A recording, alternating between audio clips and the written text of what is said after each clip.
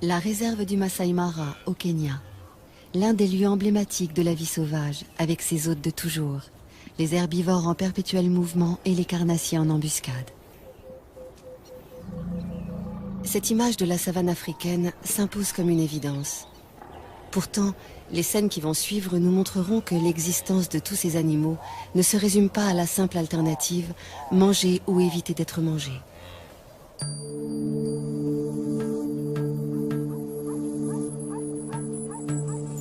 Le jour se lève sur le Masai Mara, une savane arbustive qui s'étend sur 1500 km², près de la frontière de la Tanzanie. La réserve doit sa renommée à l'impressionnante migration des gnous, qui fuient chaque année la sécheresse des plaines tanzaniennes. Au devant de la scène, une troupe de lions conduite par ce couple. Tout autour, les voisins qu'ils côtoient le plus fréquemment, zèbres, gnous, éléphants, impala, girafes.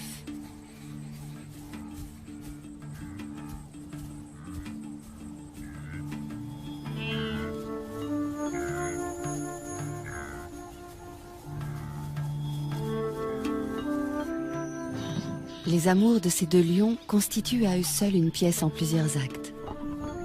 Le mâle a tout pour lui. Une magnifique crinière, un port altier, des yeux de velours dont il dévore sa partenaire. Mais elle se fait prier. C'est son rôle. Et celui du mâle est pour l'instant de la suivre comme son ombre.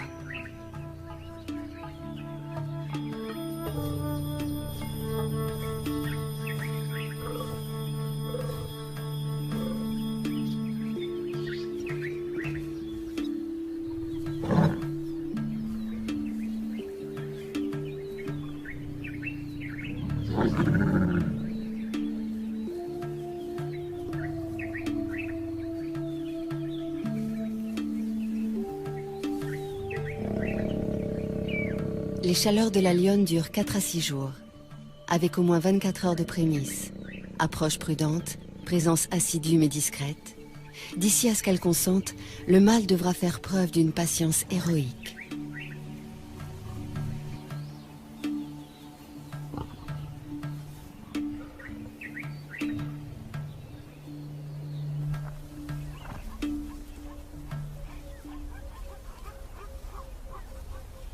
Pourquoi tant d'herbivores dans le Masai Mara?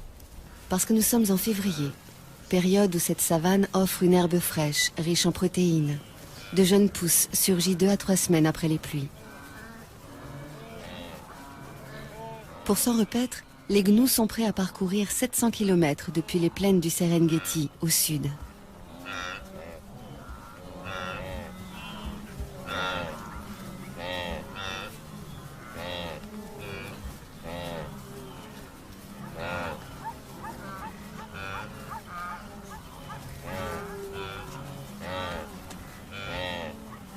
Les zèbres font le voyage eux aussi, en bonne compagnie avec les gnous.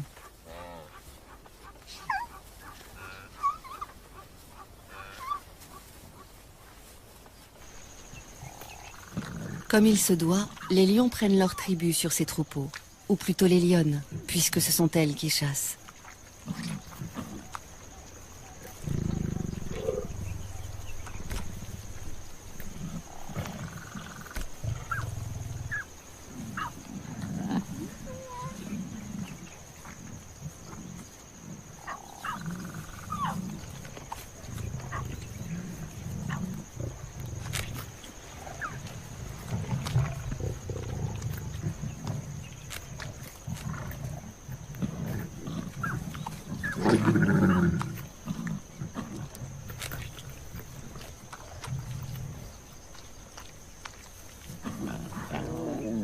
Entre les lionnes, il n'y a pas de préséance.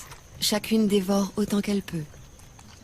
Les lionceaux, qui ont encore leurs dents de lait, ne peuvent pas mordre dans la chair comme les grands. Si on les a conviés au festin, c'est pour éviter de les laisser seuls, sans surveillance. Et aussi pour les familiariser avec l'odeur du sang, éveiller leur instinct de chasseur.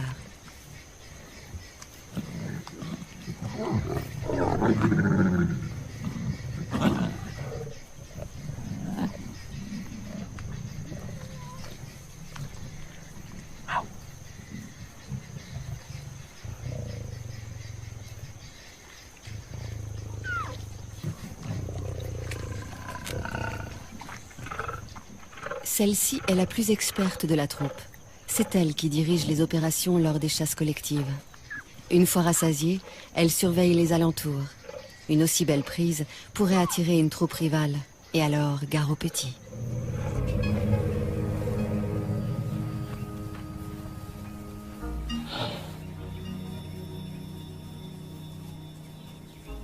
Marcher des jours, des semaines pour trouver les bonnes plantes, c'est le lot de tous les herbivores du Masai Mara. Les éléphants choisissent de se déplacer au petit matin pour éviter les grosses chaleurs. Quel ennui, ces longues traversées pour des adolescents toujours prêts à jouer.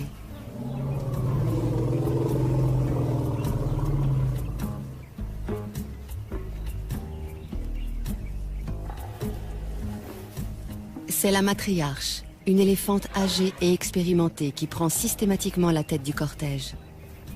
Elle connaît par cœur tous les chemins à emprunter pour parvenir aux sites les plus abondants en nourriture.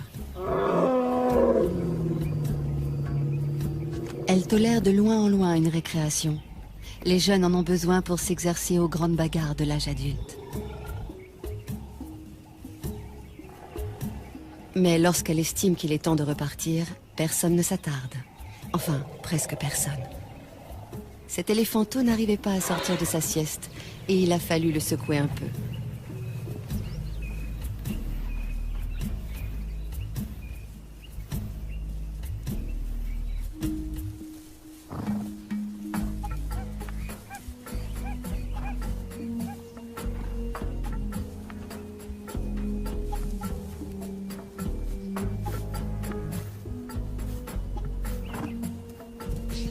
Un étalon pour plusieurs juments qui lui restent fidèles toute leur vie. Les petits harems que forment les zèbres de Burchell vivent plutôt harmonieusement, avec juste les querelles d'usage. Du moins tant que ces différentes familles peuvent s'isoler les unes des autres. Mais à l'époque des migrations, surtout si elles coïncident avec celle des amours, la promiscuité génère de violentes rivalités entre les adultes.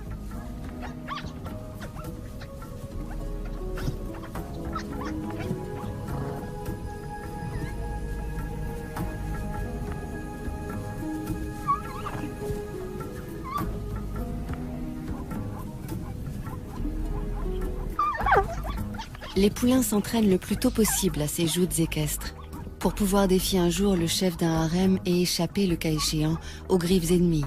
Une ruade bien placée peut tuer une lionne.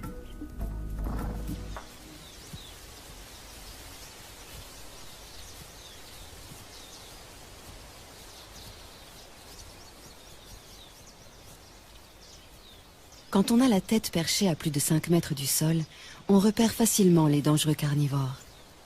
C'est l'un des avantages de cette morphologie insolite. L'autre étant de pouvoir atteindre les sommets des arbres inaccessibles aux herbivores lambda.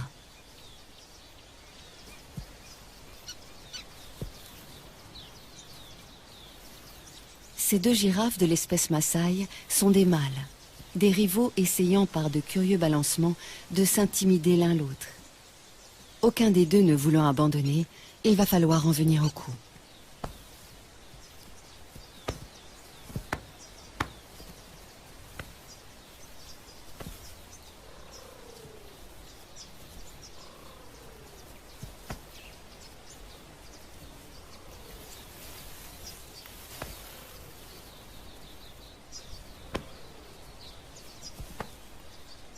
Dire qu'avec ces mêmes gestes, en plus lents et plus doux, un couple de girafes peut se faire la cour.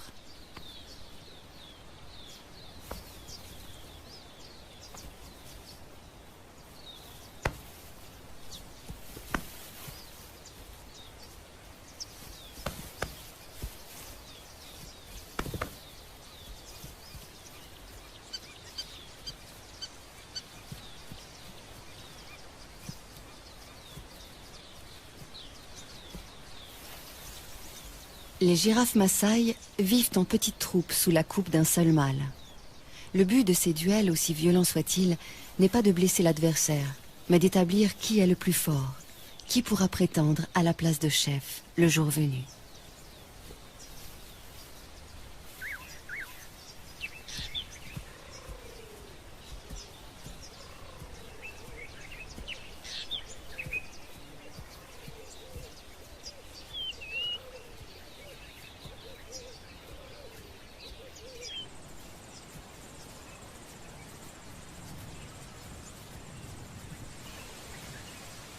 À longueur de journée, les troupes qui comptent parfois jusqu'à 30 ou 40 femelles et jeunes se déplacent pour chercher de la nourriture.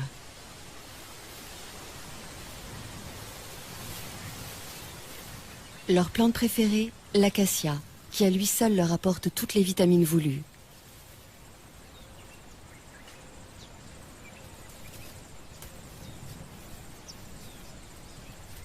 L'acacia est hérissée d'épines, mais peu importe. Les girafes ont la bouche totalement insensible et la langue assez souple pour détacher les feuilles sans s'égratigner.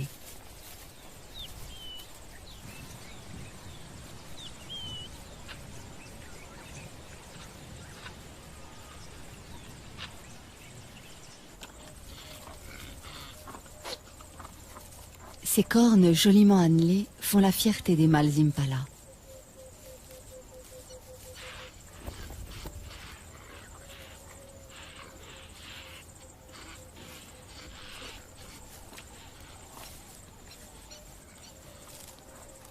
Elles peuvent mesurer jusqu'à 80 cm et ont un pouvoir de séduction qui ne laisse aucune femelle indifférente.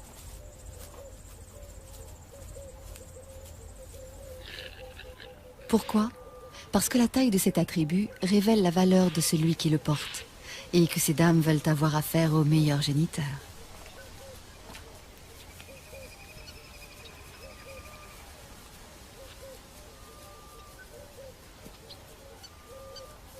À la saison des amours, le mâle dominant s'approprie un vaste territoire. Les femelles qui traversent son fief sont à lui et il repousse quiconque essaie de les approcher. Une tâche exténuante, surtout que ces harems de 100 femelles ou plus attirent de nombreux prétendants fortement motivés.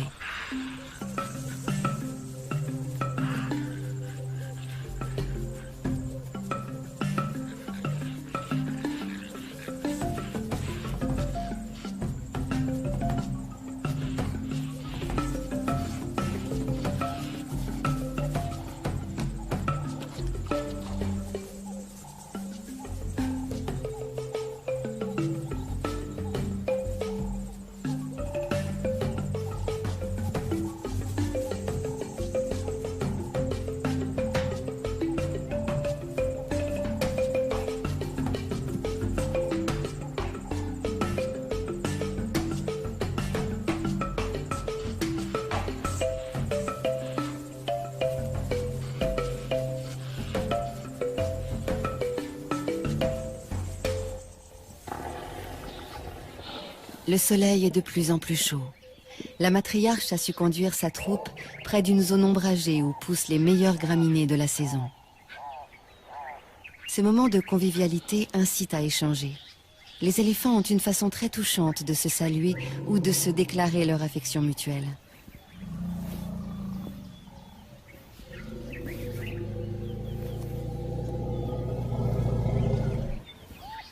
Quel extraordinaire outil que cette trompe! Plus de 100 000 muscles, une fonction préhensile, une souplesse très commode, et suffisamment sensible en plus de cela pour exprimer des sentiments.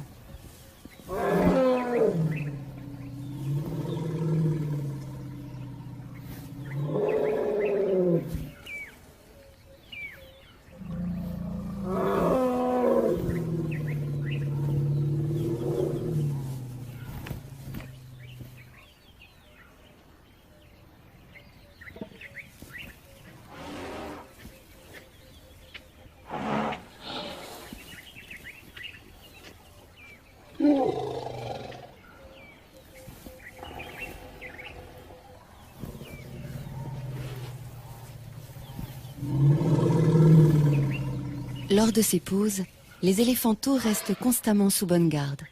Ceux qui ne sont pas encore en âge de brouter en profitent pour s'offrir une petite tétée. Ils y ont droit jusqu'à 3 ou 4 ans. L'autonomie commence bien plus tôt pour les petits impalas.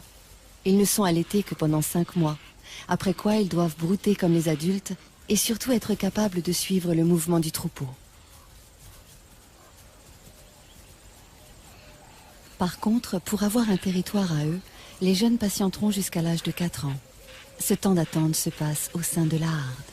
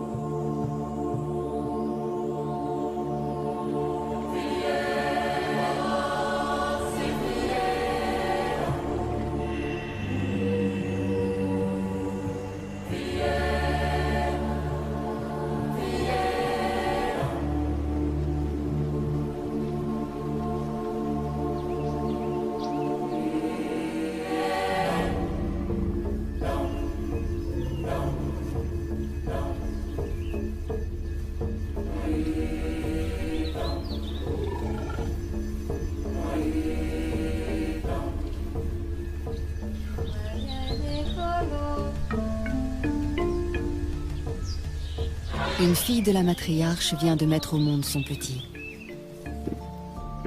Il est déjà debout, mais bien chancelant encore. Et pendant un assez long moment, la mère et l'éléphante restés pour l'assister vont l'encourager à tenir sur ses pattes pour aller téter.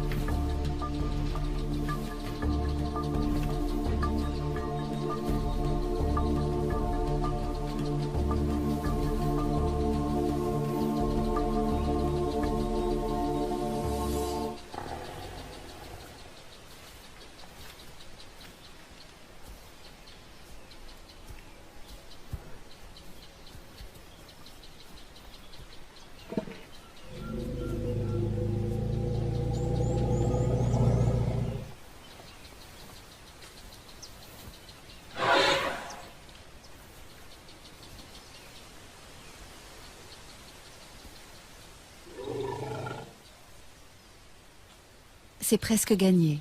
Qu'il tète goulûment et il aura trouvé la force de vivre. Il grandira entouré de sa mère et de ses auxiliaires d'éducation. Tante, marraine, grande sœur. La doyenne de la troupe se charge instinctivement d'entretenir et de transmettre la mémoire collective de la famille. Elle sait où trouver les meilleures étendues d'herbe, aussi bien que les points d'eau. Et à la mi-journée, rien à faire. Il faut boire.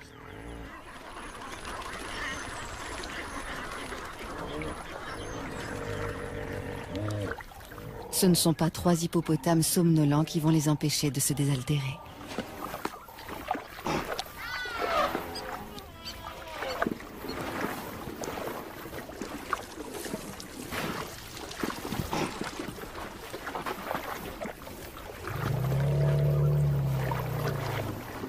« 60 litres d'eau par jour, c'est le minimum pour assouvir sa soif. Et dans l'eau de marigot comme celui-ci, il y a également des sels minéraux que les éléphants ne trouvent nulle part ailleurs.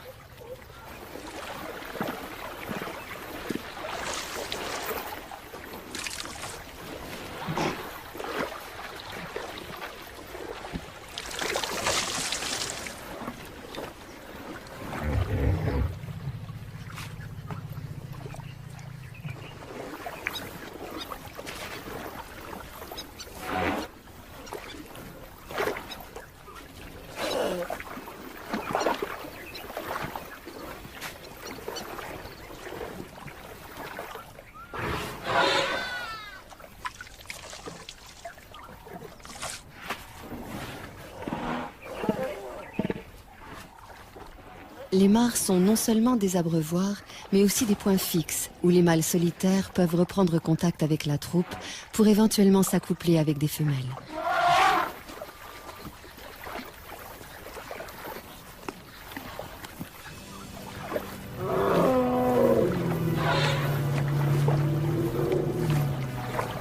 Cette mare ne leur a servi qu'à se désaltérer. Avec toutes ces lentilles, elle ne se prête pas tellement au bain.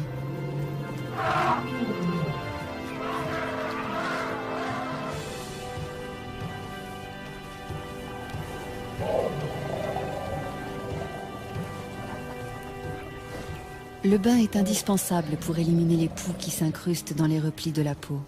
Bain classique dans l'eau, bain debout, tout aussi radical pour asphyxier les parasites, ou encore une douche de gadou.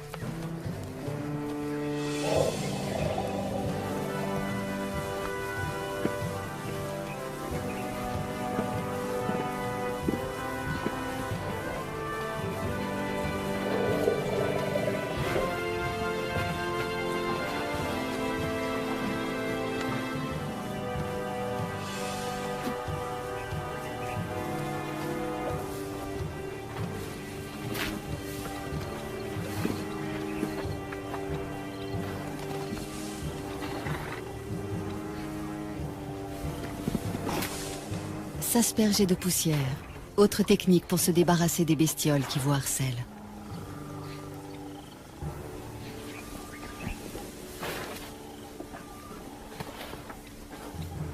Pour les soins d'hygiène, les buffles s'en remettent à un nettoyeur professionnel, le pique-bœuf, ravi de trouver de la nourriture à si bon compte.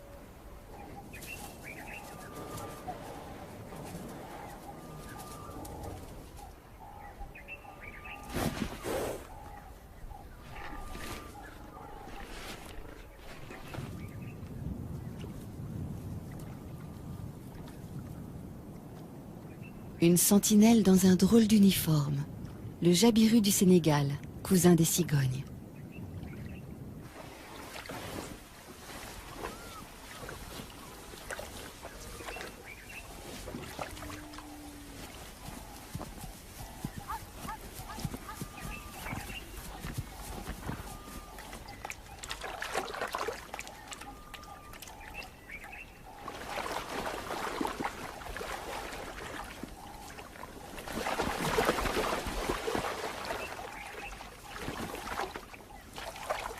Trouver de quoi boire est une obsession quotidienne pour toutes les espèces de la savane.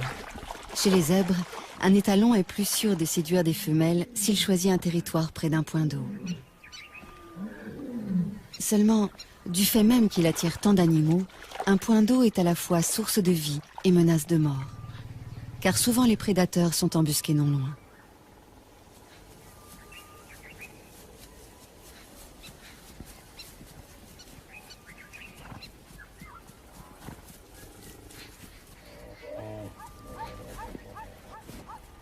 Se rassembler, faire bloc, c'est la meilleure des défenses. Surtout ne jamais s'isoler du troupeau, les chasseurs n'attendent que cela.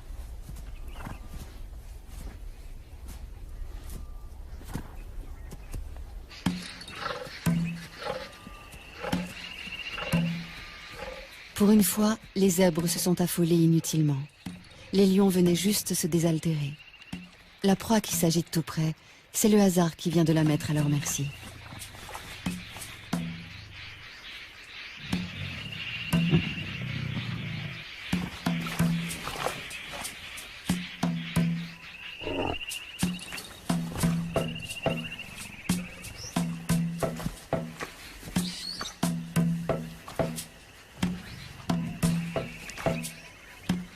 Le jeune mâle aussi a du mal à se dépêtrer de la vase.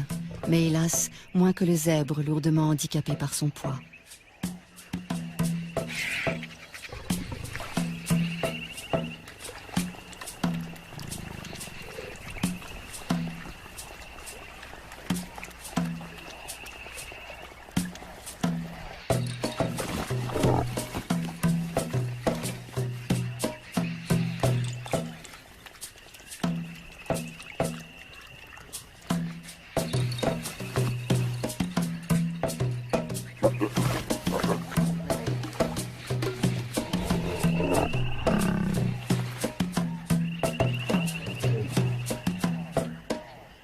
Il aurait besoin d'aide pour la mise à mort, mais les autres semblent hésiter à s'engager dans le bourbier.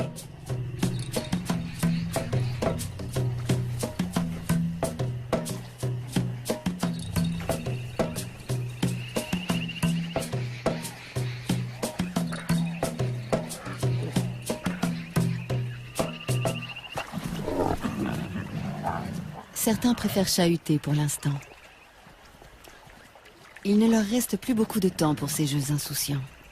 À 3 ans, ils seront expulsés de la troupe, priés de se débrouiller seuls et de trouver ailleurs un groupe de femelles à séduire.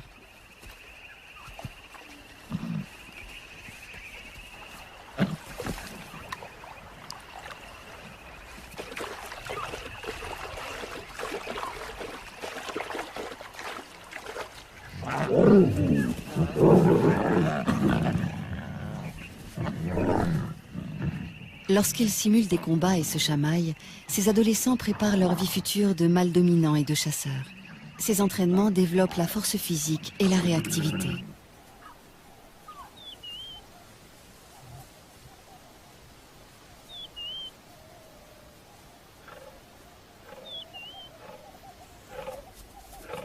Quand la troupe est occupée ailleurs, une lionne se charge de garder les lionceaux.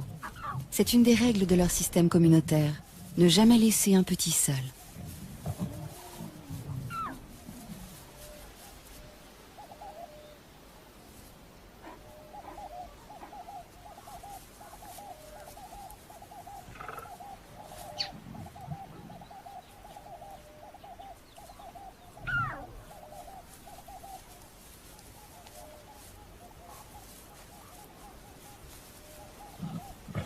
Qu'ils soient les siens ou ceux d'une autre, la lionne les allaite sans aucune discrimination. Chaque femelle de la tribu est à la fois mère, nourrice et marraine. Pourquoi faut-il éviter à tout prix de laisser les lionceaux livrés à eux-mêmes? Par crainte des hyènes, qui peuvent rôder dans la savane, mais aussi à cause des lions eux-mêmes.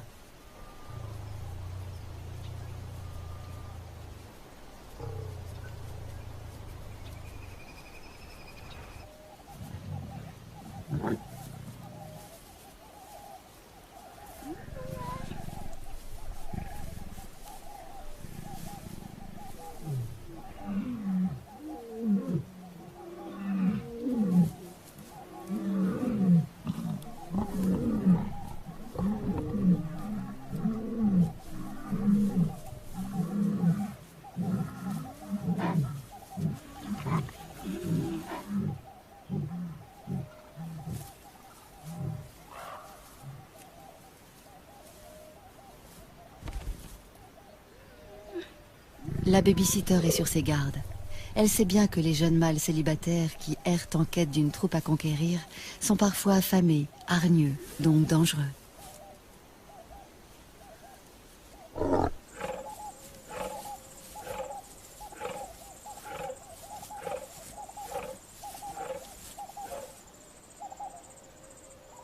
Même lorsqu'il a déjà une ou plusieurs partenaires attitrés, les choses ne sont pas faciles pour un mâle.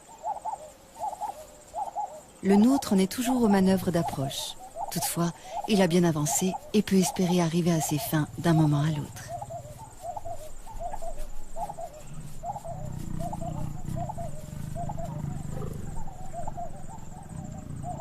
Le premier des quelques 200 accouplements qui auront lieu pendant leur idylle.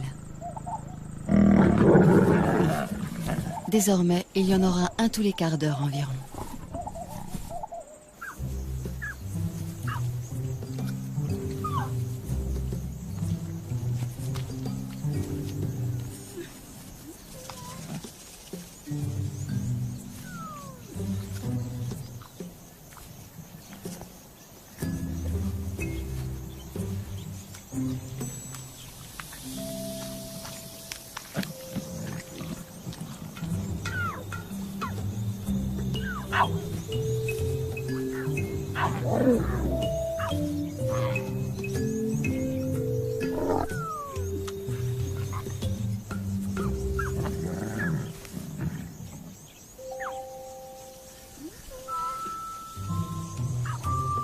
Autour d'une proie, les lionnes n'ont pas la même patience que pendant les longues siestes, les heures où il fait trop chaud pour remuer la moindre oreille.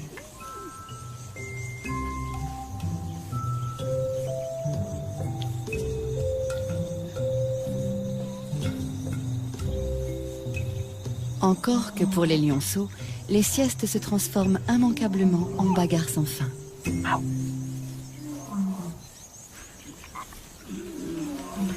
À cet âge déjà, jouer n'est pas seulement s'amuser. Avec les galipettes, les culbutes, les courses-poursuites, les lionceaux apprennent à ajuster leur comportement, à contrôler leurs gestes.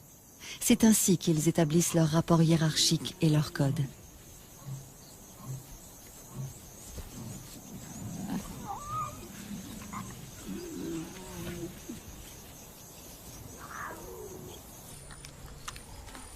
Une carcasse de seconde main, celle d'un gnou à demi dévoré déjà par une tablée de lions. Les éboueurs de la savane ont pris leur place. Une fois abandonnée, une charogne est à tout le monde.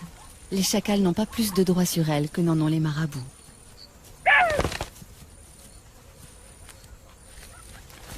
Harcelés par les marabouts, les chacals ont préféré s'en aller, mais non sans emporter un magnifique trophée, la queue du gnou.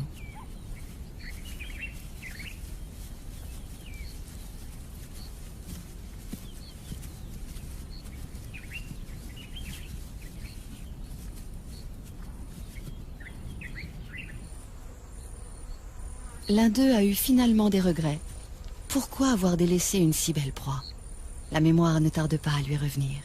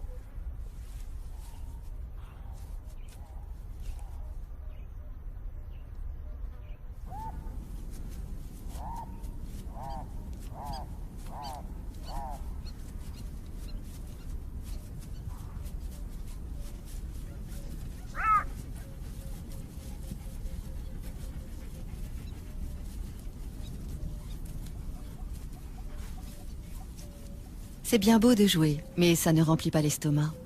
Et si l'on ne trouve pas de charogne, que reste-t-il? La chasse.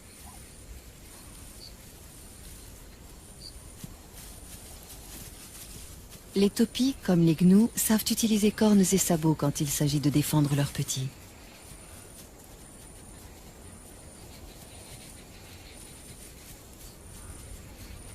S'attaquer seul à 2 fois plus grand que soi, est-ce bien sérieux?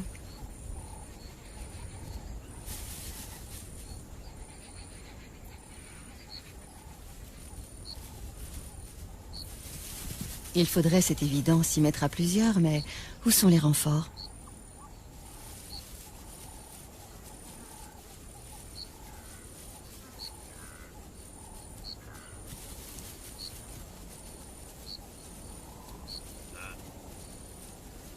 Les voici, mais trop tard. Tous les troupeaux sont en alerte.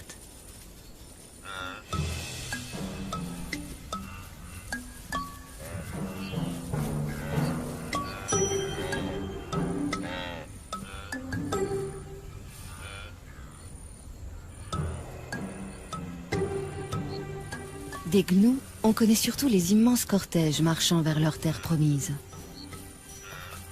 Quand un troupeau interrompt sa progression, c'est pour la bonne cause, l'amour. Les mâles, âgés d'au moins 3 ans, cherchent à rassembler autour d'eux le plus possible de femelles.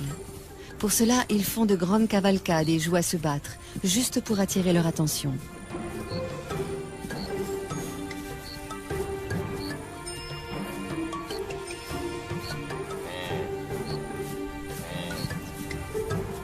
La frénésie et la nervosité des gnous les poussent parfois à des comportements étranges, comme dans la scène qui va suivre.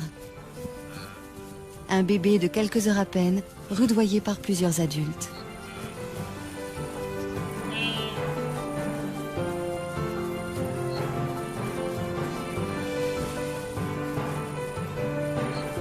Veulent-ils l'entraîner à courir, pour lui apprendre qu'il faut toujours être prêt à fuir ou à suivre le troupeau sans trébucher? Ce n'est là qu'une hypothèse.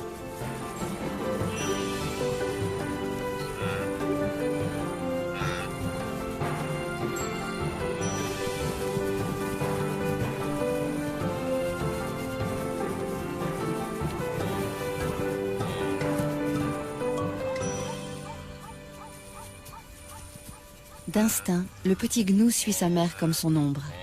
S'éloigner d'elle, surtout quand le troupeau se met en marche, c'est risquer de la perdre. Et mourir à coup sûr car aucune autre ne la remplacera. Une mère gnou n'accepte jamais de nourrir un autre petit que le sien.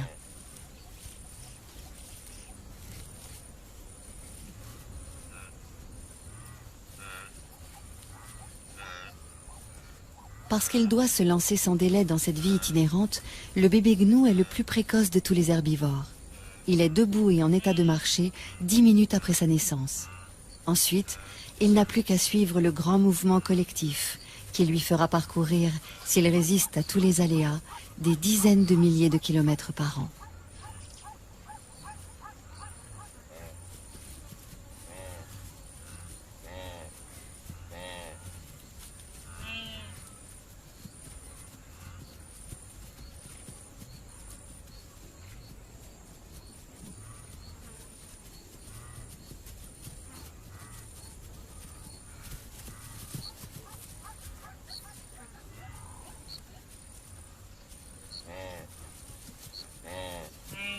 tous ceux qui parcourent ces plaines herbeuses, que ce soit les gnous en troupeaux denses ou les taupiers et les zèbres beaucoup moins nombreux, tous, excepté les éléphants, ont à craindre évidemment les grands carnivores. Notre tribu vient régulièrement puiser dans ce réservoir de proies, visant toujours les plus vulnérables, les bébés, les vieux, les infirmes.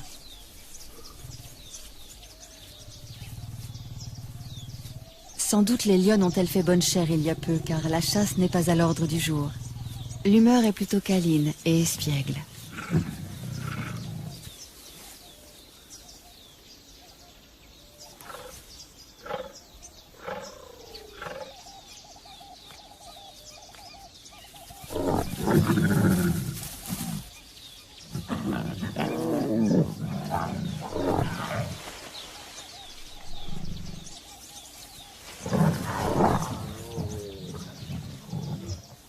Les jeunes viennent de trouver un jeu très amusant qui nous rappelle quelque chose.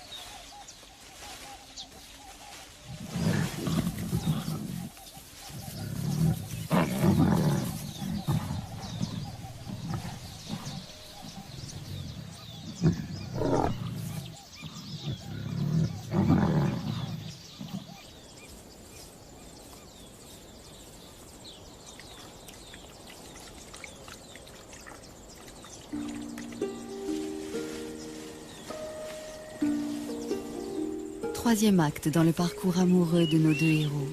Roméo vient réclamer ou proposer une énième copulation.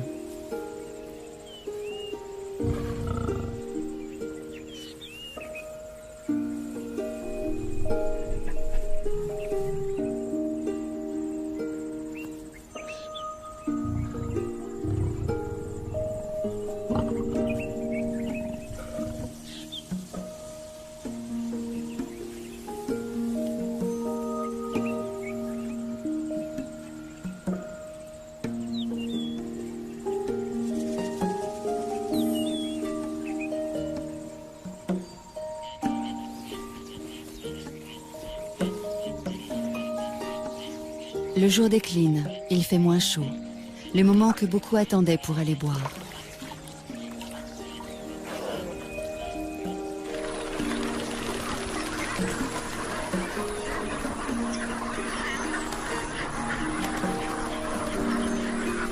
Autour de la mare des lions, tout semble palpiter au ralenti, comme si la fatigue de la journée se faisait sentir chez toutes les espèces.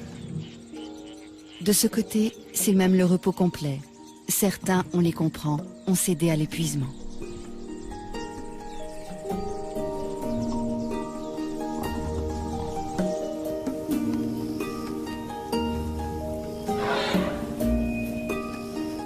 La nuit va bientôt tomber sur le Masai Mara où évoluent jour après jour les éternels nomades, les chasseurs chevronnés et tant d'autres animaux. Au rythme des saisons, la lutte de chacun pour sa survie maintient ce juste équilibre dont la nature africaine a le secret.